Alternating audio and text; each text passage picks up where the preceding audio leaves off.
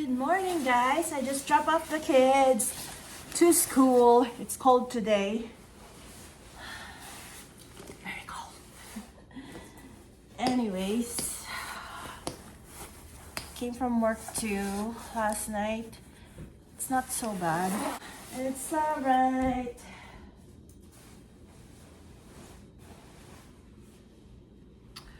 I went to the store too because my son wants strawberries, so I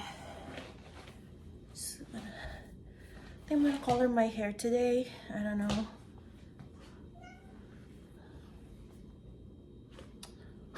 This cat loves strawberries. Should have got two because they're like 3 something chocolate covered strawberry. But we'll see how it goes. Do I have chocolate? I have no idea if I have chocolate. Or I can buy some at work, I think, with the chocolate wafer thingies. It's easy. I'm making coffee, love. Wow, what's the matter, love? Will you see my coffee there? Can you see my coffee? You see my coffee? Ayo, my love, my baby love. Okay. What do you want?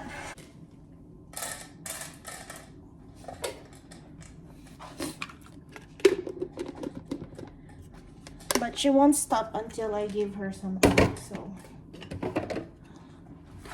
Ooh. Coffee is coffeeing. Ow. Oh, so hot.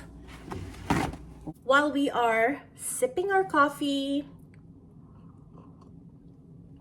we are going to answer some questions that I get asked a lot here on my social media. Not specifically here on YouTube, but on my Instagram as well. So, believe it or not, the number one question that I get asked a lot is not about me. It's about my husband. Yes, you guys, I'm gonna condense the questions into this one question. How is he, like, being married to a Filipina? Is he picky when it comes to like Filipino foods? Is he getting along with your family? Those types of questions. Does he like going back to the Philippines? And those questions. Okay, so how is he being married to a Filipina? I guess it's fine because you know what, guys? This year, 2025, it's our 10-year wedding anniversary. I can't believe that either. And also, we're 16 years being together. We have a long ways to go. So, is he picky when it comes to Filipino food? No, actually, he loves Filipino food. Oh my God, like all the common Filipino foods like pancit, kare-kare. Kare-kare is like peanuts stew. Usually it's beef. Sinigang is the tamarind sour soup with meat and vegetables. Yeah, like also the Filipino breakfast combo, tapa, and what else? Like longganisa, tocino, tapa, and sometimes with fish as well. Yeah, tinapa. Or tuyo. Or bangus. Yeah, those things. He's not a fan of eating fish, but with the boneless bangus or anything like fillet fish, he would eat. It's fine. But he's not picky when it comes to food. I'm very lucky with that because there's some like Canadian or American who doesn't really like Filipino food. And also the questions I get asked about him is he getting along with my family, especially my dad? Yes, actually with my brothers, they're like, if they're together in one room, they talk and they get along fine. They're happy to see each other, they're happy to bond. But with my dad though, oh my gosh, they're like BFF. When my dad is here in Canada, they're like best friends. Okay, because my dad comes here 6 months here, 6 months in the Philippines. So when he's here, he lives with us, so they do a lot of things together. Like they do like little projects in the house, like doing the backsplash in the kitchen, backsplash in both washrooms, and sometimes they go out and have their walks and they talk over here. I don't know what they're talking about. They talk about anything for hours, and I'm like, sometimes I'm hearing them like, oh, they're doing that again. And yeah, I'm blessed that they do get along, because my dad is retired and he have lots of time for us when he's here. But my husband's family, his mom and dad still working, so they're still busy right now, and yeah, they're busy with their business. And but when we get together though, we are like, we have that bond, like we're family. That's enough about my husband. The second question that I get asked a lot is about my kids. Oh my gosh, why are they asking? You guys have to ask about me. But anyways, does my kids speak Tagalog, like Filipino language? The answer is no. They don't. They're not fluent. They don't speak it. They understand a little bit, like common words like kanin, like, you know, like kanin is rice, and kain na, like eat now or something like that. So so yeah, why did I not introduce Filipino language when they're young? Because when they're young, they go to French immersion school, and in my mind at that time, which is my mistake at that time, I don't want them to overwhelm to learn another language, because I want them to focus on learning French and English. If you guys know, I do speak not just Tagalog. I am Ilocana. So I have another dialect. Filipino dialect is Ilocana. I'm Ilocano. I speak different dialect other than Tagalog. So I can speak Tagalog, Ilocano, and also a little bit of Pangasinan, because my dad is pure Pangasinense. my daughter asked me one time, like, Mommy, if you are like thinking, do you think in English, or do you think in Tagalog, or do you think in your dialect like Ilocano? And I'm like thinking, oh wow, that's a good question actually. But then my answer was like, oh, if you're talking to me in Tagalog, I would think in Tagalog, but now you're talking to me in English. I am thinking of replying to your question in English, so I'm thinking in English. But I mean, my oldest shows interest in learning how to speak Tagalog lately, because she even joined a Filipino Heritage program in their school. But then she told me like, oh, I feel left out because I don't speak anything Tagalog or anything Filipino. So yeah, she wasn't happy at first.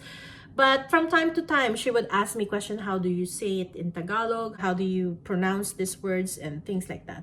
But my youngest though, I don't know, like he's asking questions, but not to the intent of learning. Time for him to change his mind if he wants to learn or not. The third question, you guys, let's move on. Now this is about me. This is about a question that I get asked a lot on my Instagram, because sometimes I post something that, oh, I forgot this at work, or I have to wake up for work, and of course they ask questions like, oh, where do you work? What do you do for work? What is your job? It's obvious sometimes, because sometimes I wear my uniform and stuff, and I wear my uniform when the store is open, but I mean, I work nights, so I work a graveyard shift. My job, I work at the grocery store, Save on Foods, and I do e-com, grocery online delivery. So we fulfill your order if you order online. So it's not like magically appear in your door. Of course, there's people behind it gathering all your grocery order. at nighttime so we can deliver it in the morning. Follow me 3 years ago. I want to pursue my reselling business, but the income for reselling is not consistent, so it's not sustainable for me. I cannot keep up with doing just that. So I need to find like another job that's more consistent. And I found this job at Save on Foods, and I guess I'm very thankful because this is the kind of job that I want, like less stress. If you guys know, before I have this job and before I'm doing reselling, I work at a construction, I do safety with construction, and I was a safety coordinator with my husband's family business. And I was very stressed out with that job, and I cannot deal with a lot of things at that time. Always cranky and grumpy, and I let those things out with my kids and my husband. I was happy, and yeah, it's time for a change. And I found reselling. It's like, okay, maybe I'll try and focus more on reselling. But that's the thing, like I cannot just quit that job and then do reselling just like that. It's not sustainable. I can't keep up with all the expenses, with all the things. So I need to find a job that it's more consistent. I always say consistent, sorry. We get like discount, we get well, I have benefits now because I've been there for a while. Yeah, less stress too, less drama, because yes, I have co-workers too at night, but we have specific sectors, specific areas in the store, and we don't really have the time to gossip around. So yeah, you come in, you do your work, you go home, and you're done. So okay, so the last question I get all the time, this is a very personal, in-depth question that I tried to avoid answering this question because I don't have a straight to the point answer when it comes to this question. Okay, is my husband and I still planning to have more kids? That's the question. And I'm like, you know what, guys, I'm gonna tell you the truth. I'm turning 43 this year in April, and I don't know if my body is like okay if I have more kids or not. But husband and I are not preventing anything. If I'm gonna get pregnant, it is a blessing. I'm gonna embrace it.